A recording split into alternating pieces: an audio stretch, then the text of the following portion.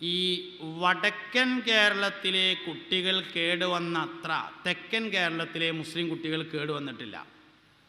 വടക്കൻ കേരളത്തിലെ ചെറുപ്പക്കാർ കേടുവന്നത്ര തെക്കൻ കേരളത്തിലെ മുസ്ലിം ചെറുപ്പക്കാർ കേടുവന്നിട്ടില്ല. സത്യട്ടോ, നുണല്ല, സത്യം.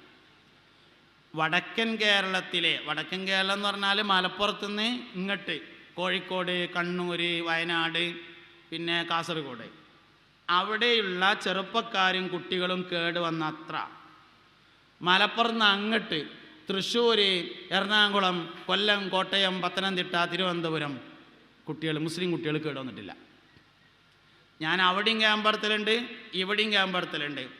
അവിടെയും ക്യാമ്പിൻ്റെ ഫീഡ്ബാക്ക് എടുക്കലുണ്ട്, ഇവിടെയും ഫീഡ്ബാക്ക് എടുക്കലുണ്ട്. വടക്കൻ കേരളത്തിലെ കുട്ടികളാണ് കൂടുതൽ കേടുവന്നത്. എന്തേ കാരണം? അതിനൊരു കാരണമുണ്ട്. വരുമാനം ശരിയായില്ലെങ്കിൽ മക്കൾ കേടുവരും. ഇതാണ് കാരണം. കുട്ടികൾ നന്നാവാൻ ചെയ്യേണ്ട ഏറ്റവും പ്രധാനപ്പെട്ട കാര്യം തിന്നാൻ കൊടുക്കുന്ന ഭക്ഷണം ഹലാലും തൊയ്യിബും ആയിരിക്കണം എന്നതാണ്. തിന്നാൻ കൊടുക്കുന്ന ഭക്ഷണം ഹലാലും തൊയ്യിബായിരിക്കണം. ഹലാലായാൽ പോരാ, തൊയ്യിബായിരിക്കണം. ഇന്ന് മെയ് അനങ്ങാതെ പൈസ ഉണ്ടാക്കാനുള്ള വഴിയാണ് എല്ലാവരും ആലോചിക്കുന്നത്. അങ്ങനെയാണ് റിയൽ എസ്റ്റേറ്റ് വ്യാപകമായത്. ഞാൻ കുറ്റം പറയല്ല, ഉമർ ഖത്താബിന് റിയൽ എസ്റ്റേറ്റ് ആയിരുന്നു, കുറ്റം പറയല്ല. നിയ്യത്ത് നന്നാക്കിയ കൂലിട്ടും. മഹാനായ സയ്യിദുനാ ഉമർ ബിൻ ഖത്താബ് റളിയല്ലാഹു അൻഹുവിന് കച്ചവടമായിരുന്നു. എന്ത് കച്ചവടം? റിയൽ എസ്റ്റേറ്റാണ്, സ്ഥല കച്ചവടമാണ്. നല്ലൽക്ക് ചെയ്യുകയാണെങ്കിൽ ഒരു കുഴപ്പമില്ല. ഉമർ ഖത്താബിൽ മാതൃകയുണ്ട്. തുണിഷാപ്പിനും മാതൃകയുണ്ട്. ആരാ? സിദ്ദീഖുൽ അക്ബർ റളിയല്ലാഹു അൻഹു തുണിഷാപ്പാണ്. എല്ലാത്തിനും മാതൃകയുണ്ട്. നിയ്യത്ത് നേരാക്കണം, വളരെ കൃത്യമായിരിക്കണം. ഒരു വിഷയത്തെ ആക്ഷേപിക്കാൻ വേണ്ടി പറയണതല്ല ഈ കാര്യങ്ങളൊന്നും. എന്താ സംഭവം എന്നറിയങ്ങൾ? ഹലാലായാൽ പോരാ, തൊയ്യിബാകണം. ഹലാലാകാൻ പല വഴിയുമുണ്ട്, തൊയ്യിബാകാൻ കുറഞ്ഞ വഴികളാണുള്ളത്. തൊയ്യിബാവണമെങ്കിൽ വാങ്ങുന്നവന് സംതൃപ്തി ഉണ്ടായാൽ പോരാ, നൽകുന്നവന് സംതൃപ്തി ഉണ്ടായിരിക്കണം. നമ്മളൊരാൾക്കൊരു മൊബൈൽ വിറ്റു, ഇത് വിറ്റപ്പോൾ നമുക്കൊരു ലാഭം കിട്ടി, വാങ്ങിയ ആൾക്കും അൽഹംദുലില്ലാ ഒരു സന്തോഷം ഉണ്ടാകണം. അപ്പോൾ മാത്രമാണ് തൊയ്യിബാകുക. പലപ്പോഴും നമ്മുടെ വരുമാനം തൊയ്യിബല്ലാതെ ആവുകയാണ്. അങ്ങനെ ഗൾഫിൽ കഫ്തീരിയ നടത്തുകയാണ്, സൗദി അറേബ്യയിൽ അല്ലെങ്കിൽ UAE കഫ്തീരിയ നടത്തുകയാണ്. അപ്പോൾ 2000 ദിർഹംസ് ശമ്പളമുണ്ട്. കൊറോണയൊക്കെ വന്നു, അങ്ങനെ കച്ചവടമൊക്കെ മുടങ്ങി. അപ്പോൾ മുതലാളി പറഞ്ഞു, ഉള്ള 2000 മതി അങ്ങനെ പിടിച്ച് നിൽക്കട്ടോ, നമുക്ക് കുറച്ച് കിട്ടും എന്തെങ്കിലുമൊക്കെ കാട്ടാമെന്ന് പറഞ്ഞു. അപ്പോൾ ഇവൻ പറഞ്ഞു, പറ്റൂല, എനിക്ക് 2500 ആക്കി തരണം. ഒരാശുപത്രി കേസ് വന്നാൽ എന്താ കാട്ടുക, അല്ലെങ്കിൽ ഹുറൂജ് അടിച്ചാളി, ഞാൻ പോകുകയാണ് പറഞ്ഞു. മുതലാളി പറഞ്ഞു, അവിടെ ജെങ്ങനയിലും നിൽക്ക്, ഈ സമയത്ത് ജിന്നെ അടങ്ങാറാക്കല്ലേ, ഒന്ന് പിടിച്ചിക്ക്, നമ്മളൊന്ന് മെച്ചപ്പെട്ടാൽ എനിക്കന്തരം പറ്റൂല, ഞാൻ പോവുകയാണ്. ഒരാശുപത്രി കേസ് വന്നാൽ എന്താ കാട്ടുക, എനിക്ക് 2500 വേണം. അപ്പോൾ മുതലാളി പറഞ്ഞു, എന്നാൽ ശരി, പണ്ടാറടക്കാർ 2500 പറഞ്ഞാൽ തന്നാലേ 500 ദിർഹംസ് എല്ലാ മാസവും ആശുപത്രി കൊണ്ടുപോയി കൊടുക്കേണ്ടി വരും. എന്താ നമ്മളെ പൈസ മൊത്തം ആശുപത്രിയിലായത്? എന്തേ പൈസ മൊത്തം ആശുപത്രിയിലായതിൻ്റെ കാരണം ഇത് ആശുപത്രിയിൽ കൊടുക്കാനാണെന്ന് നമ്മൾ വിചാരിക്കുന്നുണ്ട് എന്നുള്ളതാണ് കാരണം. ഒരാശുപത്രി കേസ് വന്നാൽ എന്താ കാട്ടുക എന്ന് നമ്മൾ വിചാരിക്കുന്നുണ്ട്. ആ ആശുപത്രി കേസ് വരാതിരുന്നാൽ പോരെ. അങ്ങനെ എന്താ ആലോചിച്ചാൽ, ഞാൻ ഹജ്ജിന് പോയ സമയത്ത് തൃശ്ശൂർക്കാരനൊരാളുണ്ടായിരുന്നു കൂടെ, ഒരു ഹാജിയർ, നമുക്ക് വളരെ വേണ്ടപ്പെട്ട ആളാണ്. അപ്പം ഇങ്ങനെ ഒരു ദിവസം ഇങ്ങനെ ഇരുന്ന് വർത്താനം പറഞ്ഞ കൂട്ടത്തിൽ പറഞ്ഞു, ഉസ്മാൻ റളിയല്ലാഹു അൻഹുവിനെ പോലെയൊക്കെ നമ്മളൊരു മിസ്കീനായാൽ മതിയായിരുന്നു. അള്ളാഹിൻ്റെ റസൂല് അല്ലാഹുമ്മ അഹ്യിനി മിസ്കീനൻ വഅമിത്നി മിസ്കീനൻ വഹ്ശുർനി ഫീ സുംറത്തിൽ മസാക്കീൻ എന്ന് ദ്വാരന്നിട്ടുണ്ട്. അതുകൊണ്ട് അള്ളാഹു തആല നമ്മളൊരു മിസ്കീനാക്കി തന്നാൽ മതിയായിരുന്നു എന്ന് പറഞ്ഞപ്പോൾ മൂപ്പര് പറഞ്ഞു, അപ്പോൾ ഉസ്താദേ വല്ല നെഞ്ഞുവേദന അല്ലെങ്കിൽ എന്തെങ്കിലും വല്ല ഓപ്പറേഷനൊക്കെ വേണ്ടി വന്നാൽ എന്താ കാട്ടുക എന്ന് ചോദിച്ചു.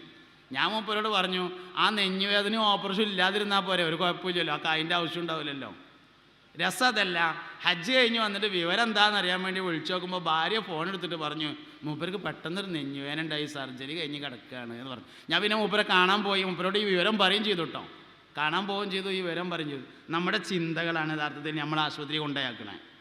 നമ്മളെ പൈസയൊക്കെ ആശുപത്രി കൊടുപ്പിക്കുന്നത് നമ്മളെ ചിന്തകളാണ്. ആശുപത്രി കൊടുക്കാനൊന്നും ആരും പൈസ ഉണ്ടാക്കണ്ട, അതിനൊന്നും ഉണ്ടാക്കണ്ട, അതൊക്കെ കേടന്നു പോകും. അപ്പം എന്തേ തൊയ്യിബാകുക എന്ന് പറഞ്ഞാൽ കുറച്ച് പ്രയാസമാണ്, ഹലാലാകൽ എളുപ്പമാണ്. ഹലാലാകാൻ പല പണിയുണ്ട്. അറബിക്ക് അറിയാത്ത ഭാഷയിൽ പറഞ്ഞാൽ മതി. മലയാളം അറിയില്ലല്ലോ അറബിക്ക്. അപ്പോൾ അറബിനോട് പറയുന്നത്, അറബിയെ മേശന്ന് ഞാൻ ഒരു 500 ഉറുപ്പിക എടുത്തിട്ടുണ്ട് കേട്ടോ എന്ന്. അങ്ങനെയൊക്കെ എത്ര കാട്ടൽ. ഇവിടെ സംഭവം അതല്ല. ഇവിടെ എന്താ വെച്ചാലേ 4 അത്യാവശ്യം വാടക കിട്ടാനുള്ള 4 പീഡിയ റൂമും കുറച്ച് കോട്ടേഴ്സും അത്യാവശ്യം വരുമാനക്കൂടി ഇങ്ങനെ ആയി വന്നപ്പോഴേക്കേ അറബി ഏകദേശം എത്തിക്കാനേ ചേർക്കാൻ പറ്റിയ കോലത്തിലായിട്ടുണ്ട്. ഇതാണ് വടക്കൻ കേരളത്തിലെ കുട്ടികൾ കൂടുതലായും കേടുവന്നതിൻ്റെ കാരണം. വരുമാനം കേടുവന്നാൽ മക്കൾ കേടുവരും. പക്ഷേ തെക്കൻ കേരളത്തിൽ ഗൾഫ് വൈകിട്ടാണ് എത്തിയിട്ടുള്ളത്. അതുകൊണ്ട് അവിടെ ഈ പ്രശ്നം മുസ്ലിങ്ങളെ ഇത്ര ബാധിച്ചിട്ടില്ല എന്നതാണ്. ഇതൊക്കെ എൻ്റെ ഓരോ നിരീക്ഷണമാണ്. നിങ്ങൾക്ക് അതിനോട് യോജിക്കാം വിയോജിക്കാം, സ്വാതന്ത്ര്യമുണ്ട്. ഇന്ത്യ മഹാരാജ്യത്തിന് സ്വാതന്ത്ര്യം കിട്ടിയപ്പോൾ എനിക്ക് മാത്രമൊന്നുമല്ല നിങ്ങൾക്കും കിട്ടിയിട്ടുണ്ട്. എൻ്റെ നിരീക്ഷണത്തിൽ വരുമാനം കേടുന്നതാണ് കുട്ടികൾ കേടുവരുന്നതിൻ്റെ കാരണം. അതുകൊണ്ട് നല്ലോണം സൂക്ഷിക്കണം. മക്കൾ കേടുന്ന നമ്മളുള്ളിടത്തോളൊക്കെ പോയില്ലേ. ഇന്നത്തെ തലമുറയെക്കുറിച്ച് പറയുമ്പോൾ നമ്മൾ ആക്ഷേപിക്കാൻ വേണ്ടി പറയല്ല. പിന്നെ ഒന്ന് മദ്യം മയക്കുമരുന്നിൻ്റെ ഉപയോഗം വളരെ കൂടിക്കൊണ്ടിരിക്കുകയാണ്. സങ്കടപ്പെട്ടിട്ടൊന്നും കാര്യമില്ല. എന്താ വേണ്ടത്? എൻ്റെ ഈ ശബ്ദം ശ്രവിക്കുന്ന ഉമ്മമാർ കുട്ടികളിൽ മദ്യം മയക്കുമരുന്നിൻ്റെ ഉപയോഗം ഉണ്ടോ എന്നത് നോക്കണം.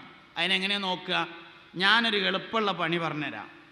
പാൻസ് തിരുമ്പാൻ വേണ്ടി കഴിച്ചിടുമ്പോൾ പോക്കറ്റ് വാസന നോക്കിയാൽ മതി. ചന്ദനത്തിരിയുടെ വാസന പോലെ തോന്നുന്നുണ്ടെങ്കിൽ വിയർപ്പിനൊരിക്കലും ചന്ദനത്തിരിയുടെ വാസന ഉണ്ടാവാൻ സാധ്യതയില്ല. ഈ പോക്കറ്റിൽ എന്തോ സാധനം വെച്ചിട്ടുണ്ടെന്ന് ഉറപ്പാണ്. അതാണ് ഫസ്റ്റ് നോക്കേണ്ടത്. പാൻസ് തിരുമ്പാൻ വേണ്ടി കഴിച്ചിടുമ്പോൾ പോക്കറ്റ് വാസന നോക്കുക.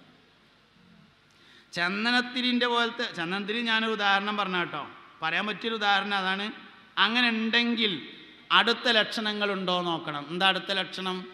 നിലവിലുള്ള സ്വഭാവത്തിന് നേരെ ഓപ്പോസിറ്റ് ആവും ലഹരി ഉപയോഗിച്ചാൽ. മുമ്പൊക്കെ ഒരിക്കൽ കള്ളുടിച്ചാൽ കള്ളുടിയാനാവില്ല, കുറേ വട്ടം കുടിച്ചാൽ കള്ളുടിയാനാവുക. എന്നാൽ ഇന്ന് സിന്തറ്റിക് ലഹരി പദാർത്ഥങ്ങളാണുള്ളത്. ഒരു പ്രാവശ്യം ഉപയോഗിച്ചാൽ അഡിക്ഷൻ ഉണ്ടാവും, ഒറ്റ ഉപയോഗിച്ചാൽ അഡിക്ഷൻ ആവും. അങ്ങനെയാണ് ഇന്നത്തെ ലക്ഷണങ്ങളും. പഴയ പോലെ പണ്ടൊക്കെ കള്ളുടിച്ചാൽ ആളിങ്ങനെ ആടും, WWW, ഇന്ന് ആടൂല. പണ്ടൊക്കെ കള്ളുടിച്ച ഒരാൾ അടുത്തേക്ക് വരുമ്പോൾ ഒരു വാസന ഉണ്ടാവും. ഇപ്പോൾ വാസന ഉണ്ടാവില്ല. കാരണം ആ ലഹരിയുടെ ഒപ്പം തന്നെ തൊള്ളയിൽ അതിൻ്റെ ശേഷം ഇടാനുള്ള വേറെ പാക്ക് വരും. ഊതിൻ്റെയൊക്കെ വാസനയ്ക്കാർ ആൾ അബുദാബിയിൽ നിന്ന് ഇറങ്ങി വരിക എന്നാ തോന്നുക. കള്ളുടിച്ചോണ്ട് വരുന്നുണ്ടാലേ മനസ്സിലാവില്ല. അതുകൊണ്ട് ലക്ഷണങ്ങൾ പറയുമ്പോൾ ഒരുപാട് പരിമിതി ഉണ്ട്. ഉള്ള ലക്ഷണം ഇങ്ങനെ പറയാനേ പറ്റുള്ളൂ. എല്ലതും എല്ലാവരിലും കണ്ടോളണമെന്നില്ല. മാത്രമല്ല ഈ ലക്ഷണം കേട്ടാൽ അത് മറികടക്കാനുള്ള വജ്ജ് പോലെ എടുത്തുണ്ടാവും. എന്തായാലും നിലവിലുള്ള സ്വഭാവത്തിന് നേരെ ഓപ്പോസിറ്റ് ആവും ലഹരി ഉപയോഗിച്ചാൽ. നല്ലോണം വർത്താനം പറഞ്ഞിരുന്ന കുട്ടിയാണ്, ഇപ്പം മുണ്ടണനല്ല, തീരെ മുണ്ടിന്നില്ല. ഇപ്പോൾ പറയുന്ന പഞ്ചായത്ത് റേഡിയോ തുറന്നച്ചമാതിരി കൂടലില്ല. നല്ലോണം ഭക്ഷണം കഴിച്ചിരുന്നു, ഇപ്പോൾ കഴിക്കണമെന്നല്ല. തീരെ കഴിക്കാത്ത ആളായിരുന്നു, ഇപ്പോൾ തിന്നൊരു പണി. നിലവിലുള്ള സ്വഭാവത്തിന് നേരെ ഓപ്പോസിറ്റ് ആകുക. അങ്ങനെ ഉണ്ടോ നോക്കുക. തടിയുള്ള ആൾ തടി കുറയാം, തടി കുറഞ്ഞ ആൾ തടി കൂടുക. പെങ്ങന്മാരുടെ അടുത്തൊക്കെ പോയി നാളിപ്പോൾ പോകണമെന്നല്ല. ഉമ്മാനോട് നല്ല വർത്താനം പറഞ്ഞ് നാളിപ്പോൾ മുണ്ടണമെന്നല്ല. നിലവിലുള്ള സ്വഭാവത്തിന് നേരെ ഓപ്പോസിറ്റ് വരുന്നുണ്ടോ നോക്കുക. അതും സംശയം തോന്നുകയാണെങ്കിൽ കൂടുതൽ ലക്ഷണങ്ങൾ നോക്കണം. എന്താ ലക്ഷണങ്ങൾ? ഒറ്റക്കിരുന്ന് ദൂരേക്ക് നോക്കുന്നത് പോലെ തോന്നുക. വീട്ടിലാകുമ്പോൾ എപ്പോഴും വാതിൽ കുറ്റിയിട്ടിരിക്കാൻ വേണ്ടി ശ്രദ്ധിക്കുക. രാത്രി വീട്ടിൽ താമസിക്കുന്ന റൂമിൽ നിന്ന് ചന്ദനത്തിരിയുടെ വാസന വരുന്നത് പോലെ തോന്നുക. രാവിലെ അടിച്ചു വാരുന്ന സമയത്ത് പേപ്പർ കത്തിച്ചതിൻ്റെ അടയാളം റൂമിൽ കാണുക. റൂം അറേഞ്ച് ചെയ്യുന്ന സമയത്ത് ചെറിയ ചെറിയ പെട്ടികൾ, വാപ്പാക്കുമ്മാക്കും പരിചയമില്ലാത്ത ചെറിയ ബോക്സുകൾ റൂമിൽ ഇരിക്കുന്നതായിട്ട് കാണാം. ഉമ്മാനോടും പെങ്ങന്മാരോടും ദേഷ്യം പ്രകടിപ്പിക്കുക. അകന്ന കുടുംബത്തോട് കൂടുതൽ താല്പര്യം കാണിക്കുക. അതായത് ഇളയമാൻ്റെ മകളെ കെട്ടിച്ചു കൊടുത്തേക്ക് ഇടക്കിടക്ക് പോകുക. ചാക്ക്, പൊടി, കട്ട, CD തുടങ്ങിയ എല്ലാവർക്കും അറിയുന്നതും എന്നാൽ ആവശ്യമില്ലാത്തതുമായ സാധനങ്ങളുടെ പേരുകൾ ഇടയ്ക്കിടെ പറയുന്നതായി ശ്രദ്ധയിൽ പെരുക. 20 റുപ്യ, 30 റുപ്യ, 50 രൂപ തുടങ്ങിയ ചെറിയ ചെറിയ പൈസ പേരെന്ന് കാണാതാകുക. മൊബൈൽ, സൈക്കിള്, ലാപ്ടോപ്പ് തുടങ്ങിയ ജീവിതത്തിൽ ഏറ്റവും ഇഷ്ടപ്പെടുന്ന സാധനങ്ങൾ വിൽപ്പന നടത്താൻ ശ്രമിക്കുന്നതായി ശ്രദ്ധയിൽപ്പെടുക. വാപ്പാക്കും ഉമ്മാക്കും പരിചയമില്ലാത്ത മുതിർന്ന ആളുകളുമായി കൂടുതൽ കൂട്ടുകെട്ട് നടത്തുന്നതായി ശ്രദ്ധയിൽ വിടുക, ഭക്ഷണത്തോട് താല്പര്യം കുറഞ്ഞു വരിക, ശരീരം മെല്ലിച്ചു പോവുക, കണ്ണിൻ്റെ ചുറ്റുഭാഗത്തും കറുത്ത അടയാളങ്ങൾ പ്രത്യക്ഷപ്പെടുക. ഇങ്ങനെയൊക്കെയുള്ള അടയാളങ്ങൾ കണ്ടാൽ ലഹരിയുടെ ഉപയോഗം നിർബന്ധമായും സംശയിക്കണം. എന്താ വേണ്ടത്? മദ്യം മയക്കുമരുന്നിന് അടിമപ്പെട്ട ആളുകളെ ചികിത്സിക്കുന്ന സ്ഥലങ്ങൾക്ക് പറയുന്ന പേര് ഡി അഡിക്ഷൻ സെൻറ്റർ എന്നാണ്. ഡി അഡിക്ഷൻ സെൻറ്ററിൽ കൊണ്ടുപോകണം, ചികിത്സിക്കണം. മാറും, ഉറപ്പായിട്ടും മാറും. മാറ്റണം. മാറ്റിയാൽ എവിടുന്നാണ് ഈ അടങ്ങേറ് പിടികൂടിയത് ആ സ്ഥലത്തേക്ക് പിന്നെ ഒരു കാരണവശാലും പറഞ്ഞേക്കാതിരിക്കണം. കാരണം ശൈത്താനിയായ പ്രവർത്തനങ്ങളുടെ രസം വേഗത്തിൽ മടങ്ങി വരും. ഇലാഹിയായ വിഷയങ്ങളുടെ രസം സാവകാശേ കിട്ടുള്ളൂ. എന്നാൽ ശൈത്താനിയായ വിഷയങ്ങളുടെ രസം വേഗത്തിൽ മടങ്ങി വരുന്നതാണ്. അതുകൊണ്ട് ആ വഴിക്ക് പോയാൽ പിന്നെയും കുടിച്ചു. ഒരു കള്ളുടിയ മുസ്ലിമായി 2 കൊല്ലം കഴിഞ്ഞിട്ട് ഒരു കള്ള് ഷാപ്പ് കണ്ട അപ്പോഴും അവന് കുടിക്കാൻ തോന്നും. കാരണം വിശ്വാസം മാറിയതുകൊണ്ട് സ്വഭാവം മാറൂല. സ്വഭാവം മാറണമെങ്കിൽ തലമുറകൾ മാറി വരണം. അതാണ് തറവാടിൻ്റെ പ്രത്യേകത. കുട്ടികളെ കല്യാണം കഴിച്ചു കൊടുക്കുമ്പോൾ തറവാട് നോക്കണം എന്ന് പറയില്ലേ? തറവാടിൻ്റെ പ്രത്യേകത എന്താ? സ്വഭാവമാണ്. തറവാട്ടേരൻ തറവാടിത്തമുള്ള സംസാരം നടത്തും, തറവാടിത്തമുള്ള പെരുമാറ്റം നടത്തും. തറവാടുള്ളവൻ അല്ലാത്തവനെ ഉണ്ടാവില്ല. അതുകൊണ്ട് ഓൻ കള്ളഷാപ്പിൻ്റെ അടുത്ത് കൂടെ പോയാൽ വീണ്ടും കുടിക്കാനുള്ള സാധ്യത ഉണ്ട്.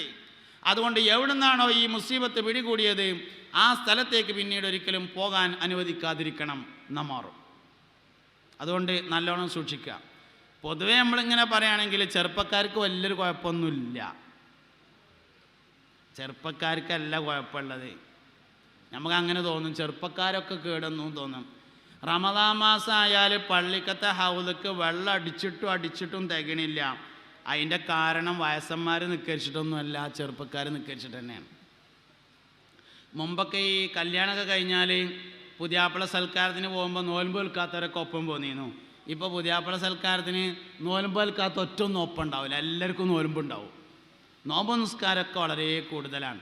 പക്ഷേ പണ്ടൊക്കെ ഈ കന്നൂട്ടിയുന്ന ആൾക്കാർ ഇടയ്ക്കിങ്ങനെ ഉച്ചക്ക് ഇങ്ങനെ കയറി വന്നുങ്ങാണ്ട് കഞ്ഞിൻ്റെ വെള്ളം വാങ്ങി കുടിച്ചിട്ട് കട്ടിലുമങ്ങനെ നീണ്ടു നേർന്ന് കടന്നിട്ട് ലാ ഇലാഹ ഇല്ലല്ലാഹ് ഉറക്കെ ചൊല്ലി മൗത്തായിരുന്നു. ഇന്ന് മൗത്തൊക്കെ പുഴുപ്പവും നടക്കുന്നുണ്ട്, ലാ ഇലാഹ ഇല്ലല്ലാഹ് കേൾക്കണില്ല എന്ന് മാത്രം.